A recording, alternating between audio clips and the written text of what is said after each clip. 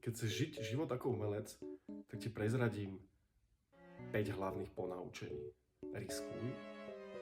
užívaj si samotu, uprednostňuj zmysel pred eurami, začínaj od znovu a buď vnímavý. Kľudne si môžeš zobrať svoje obľúbené pero,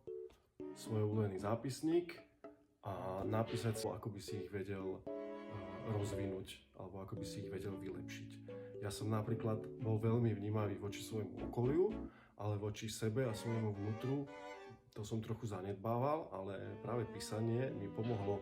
zvýšiť zvuk môjho alebo hlasitosť môjho vnútorného hlasu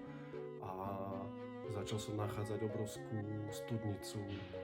inšpirácie a v tom by som chcel povzbudiť aj teba, takže keď máš dopísané, tak ti gratulujem, lebo si práve prešiel prvými 3 dňami budovania tvorivého návyku a tie sú vždycky